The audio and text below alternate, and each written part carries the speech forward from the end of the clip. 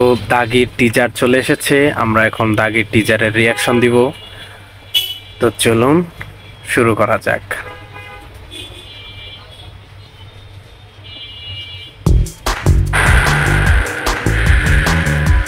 আব্বা আমাকে সবসময় বলতো, না, জীবনের একটা লক্ষ্য খুঁজে বের কর।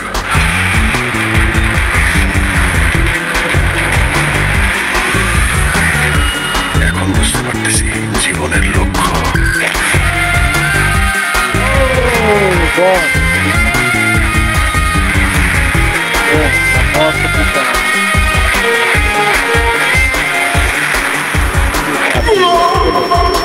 জেলের দাগ একবার যা লাগছে, সেই দাগই সারাটা জীবন।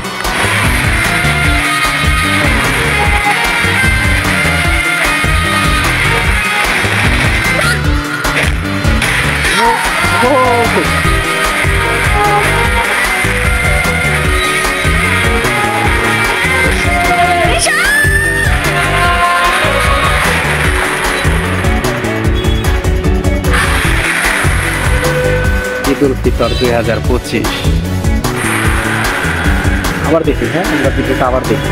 আব্বা আমাকে সবসময় বলতো, নিশান, জীবনের একটা লক্ষ্য খুঁজে বের কর।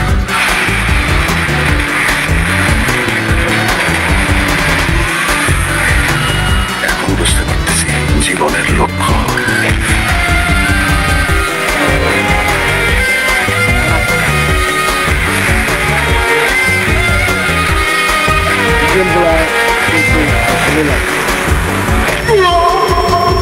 জেলের দাগ একবার যা লাগছে, সেই দাগই সারাটা জীবন।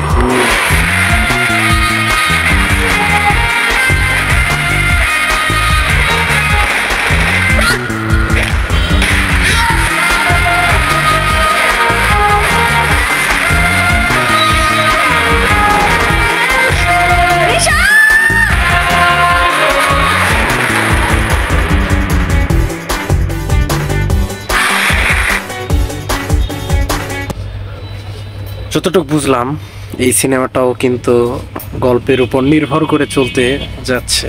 সিনেমাটা কিন্তু খুব ভালো হবে, সিনেমাটা অনেক ভালো হবে। অনেক বলতে বরবাদের সামনে টিকবে না, কারণ বরবাদের জায়গায় আছে। বরবাদের যে বাজেট, সবগুলা বাজেট, প্রোডাকশন সবই বেশি, বরবাদের সাথে পারবে না। কিন্তু এটাও আমি মন থেকে চাই খুব ভালো করুক। শাকিব খান আমার ফেভারিট অ্যাক্টর এবং আফরান নিশো নাটকের ক্ষেত্রে আমার ফেভারিট অ্যাক্টর, কিন্তু সে যেহেতু এখন সে সিনেমাতে প্রবেশ করেছে, তো আমি তো তাকে সাপোর্ট করতেই হবে।